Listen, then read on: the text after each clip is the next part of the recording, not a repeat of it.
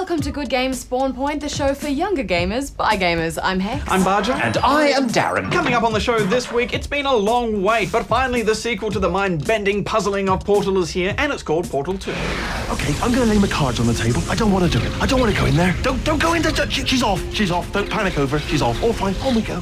Was there any cake at the end of it this time? D.A.R.R.E.N., no spoilers. We'll also need another spawn and check out their den of gaming and answer more of your questions and queries at the Ask Good Game desk. I would actually really like some cake. D.A.R.R.E.N., how would you even eat a piece of cake? Oh, not to eat, Bajo. I just find cake is perfect for greasing up my servo-mechanical elbows. What a waste of cake. It's been almost 4 years since we played the first Portal, and now GLaDOS's brain-twisting puzzles are back in Portal 2.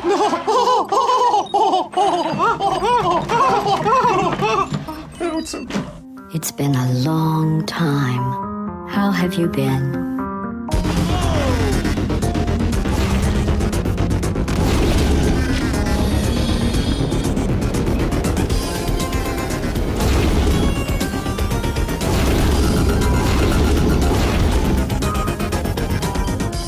Portal 2 is a game about GLaDOS, a supercomputer that tests humans with science. Bajo, Hex, this is my kind of game, and I love the portal gun. It connects to points and allows you to pass through them. To a robot like myself, it's quite logical, but for a human, this will prove to be quite the excellent puzzler. Yes, this is a game of wonderful puzzles, and if you're upset by spoilers, we'll do our best not to ruin anything for you. But truly, I think Portal 2 is what gaming should be all about, and it's one that young or old can enjoy. You're once again in the shoes of Shell, and after waking up years after the events from the first game and going through what is without a doubt the best tutorial ever, This is art. You will hear a buzzer. When you hear the buzzer, stare at the art. you're quickly introduced to your new buddy, Wheatley, and then you're off to try and escape from the labs of Aperture Science once more. Do you understand what I'm saying at all? Does any of this make any sense? Just tell me. Just say yes. Wheatley is such a friendly robot, always willing to help, and D.A.R.R.E.N., I think you could probably learn a thing or two from Wheatley. Negative. Bajo loved Wheatley. He's such a great character. And, you know, despite him being another deranged AI, he somehow adds a real touch of humanity throughout. He's the perfect chatty companion to complement GLaDOS, who's really quite sinister. Plug me into that stick on the wall over there, yeah? And I'll show you something. You'll be impressed by this. Yeah, I can't do it if you're watching. But of course, all these funny voices would be nothing without some serious brain-destroying puzzles, and thanks to a bunch of new contraptions, your brain's going to be hurting in all new ways.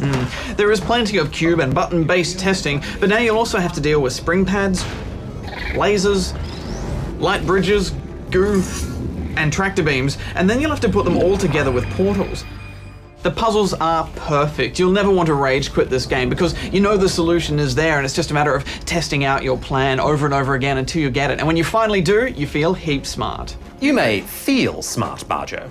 What are you trying to say, D.A.R.R.E.N.? Well, there certainly is an intense cognitive process involved to solve the puzzles, but Portal 2 is very good at giving you subtle visual clues to help you along the way. The difficulty curve is also very clever and layers upon itself as the game progresses, so you'll recognise what you have to do based on what you've learned before. Also, I noticed the portals were easier to fall through this time around, which is especially important on the console versions, where you don't have the pinpoint accuracy of the mouse, or in my case, a 100 terabyte wireless link. Hang on a sec, D.A.R.R.E.N. Are you saying that I'm not smart? Oh, not at all, Bajo, but the game helps you be smart. It's good that you never feel stuck, and you should really try and resist the urge to look up the answer to a puzzle online, because it's so much more fun to work it out yourself. The levels do look beautiful too, and I just love going to town with all that goo.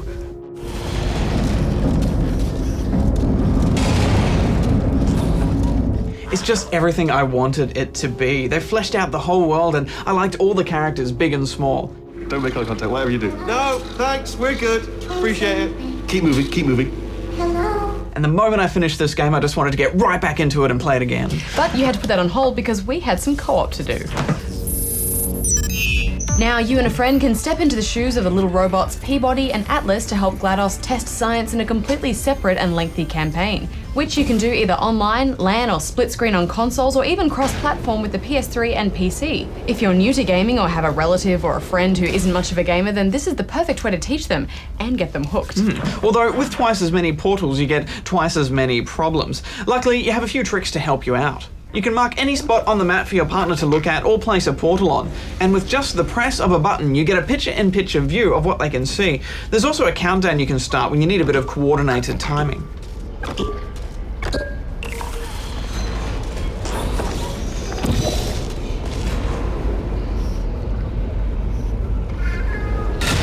You'll definitely want to have a good and preferably smart friend in the same room as you or with voice chat though.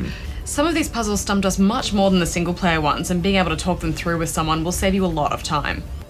Just make sure you play co-op with someone you can trust.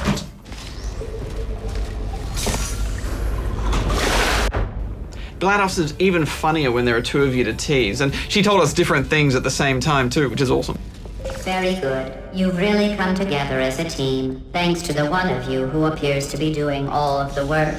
Yeah, and I love how responsive she was. I mean, she'll praise you when you do a good job, or she'll mock you when you fail, and I love how you can get a rise out of her with gestures. You're going to hurt yourself doing that, and then I will be ecstatic. They managed to make me care about these little robots and just love them. They're so emotive and, dare I say it, even cute. You've never called me cute, Bajo, and I'm a little robot. Oh, Darren, I think you're cute. Oh, thank you. Oh. Now, we played this mostly on the 360 version, but we have played the PC and PS3 ones as well, and they get a special feature called Robot Enrichment that isn't on the 360. Basically, it lets you unlock hats and stuff for the robots, and there's a store where you can pay for them too, if you're into that. I love hats as much as the next robot, Bajo, but I thought they were far too expensive. Agreed. Final thoughts? Well, I thought the single player campaign was just excellent, but I'm really glad they focused on an awesome co-op campaign as well. Guys, I think I'm going to have to give this one 10 out of 10 rubber chickens. It's just one of those masterful gaming experiences that I'll never forget. It's a perfect game. There's 15 hours of solid, fun, excellent gameplay here. There's not that much replay value really, because once you've done the puzzles, you know them, but it's still fun to play through a second time. And I'm going to give it 10 out of 10 as well, Hex. It's just that humour, you know, it's so funny and it made me laugh the whole way through. Bajo, Hex, can I please score this game too? Sure, Darren, go ahead. What a perfect game. A robot that puts humans through deadly challenges with the utmost logical efficiency. And I felt a special connection to GLaDOS. She speaks my language. But more importantly, the game speaks its own language. A language of subtle learning. And that just gets my circuits in a freeze.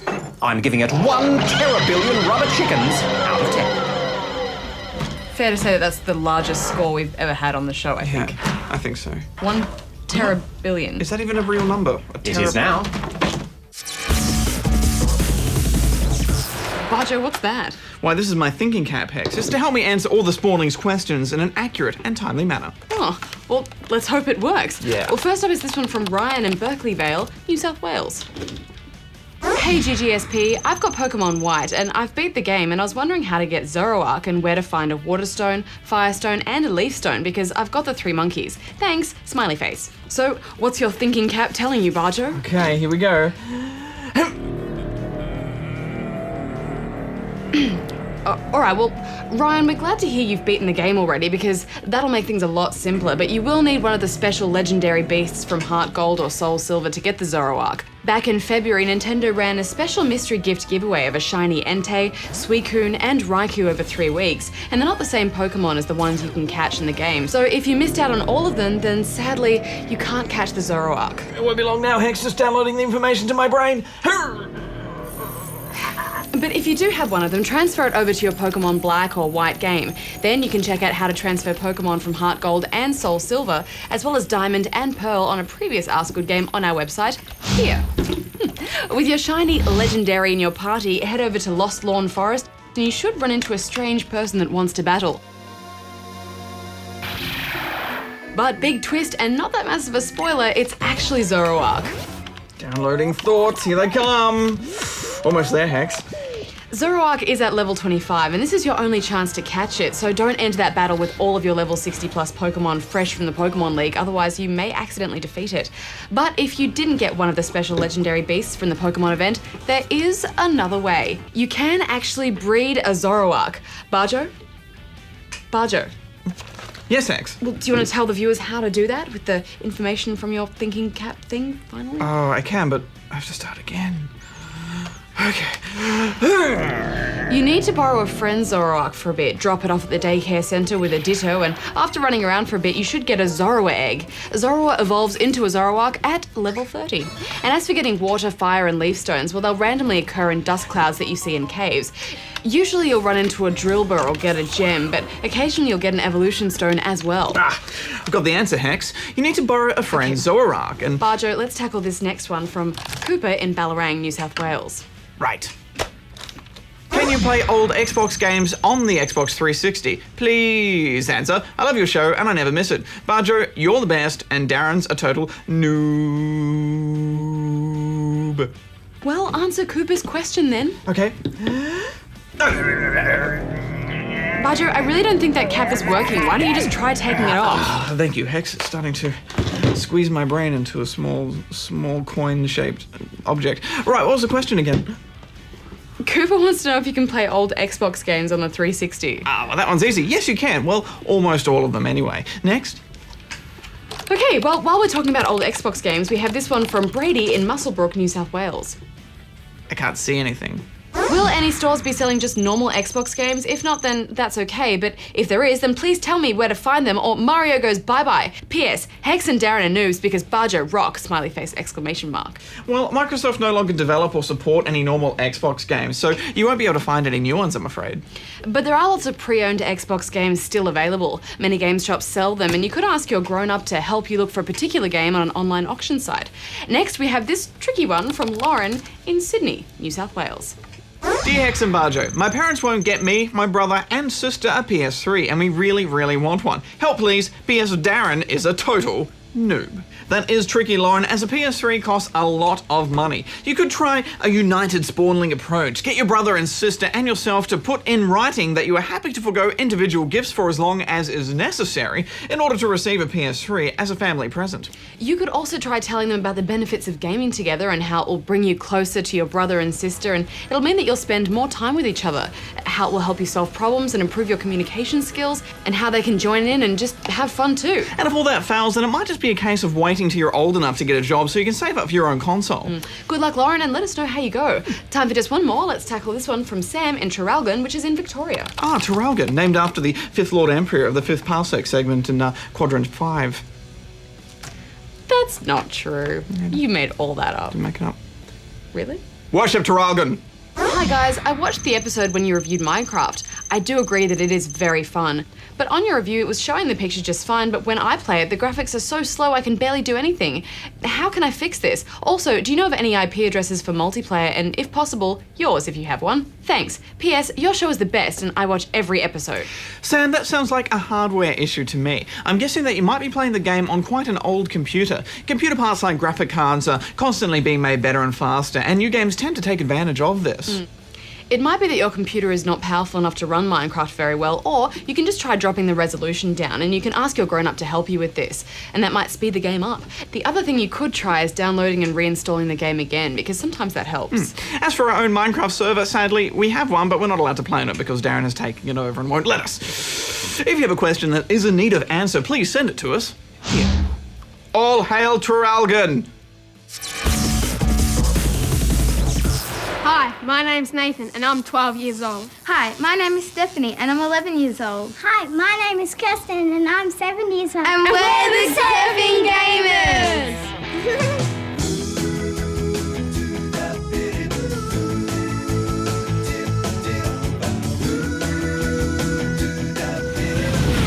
First game I played was Harry Potter and the Philosopher's Stone on the Game Boy Advance. I like playing Harry Potter because it was very interesting. Whenever you would go around a corner, there'd be a surprise. Well done, Mr. Potter. The first game I ever played was Crash Bandicoot on the Xbox. It was really fun how you got to wander around collecting fruits and playing mini games. I like playing Digimon because you got to be an animal and got to go on different places.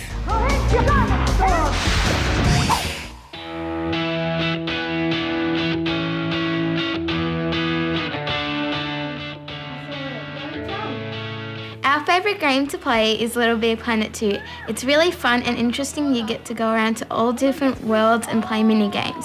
We love going on Community and My Moon and create our own levels on it.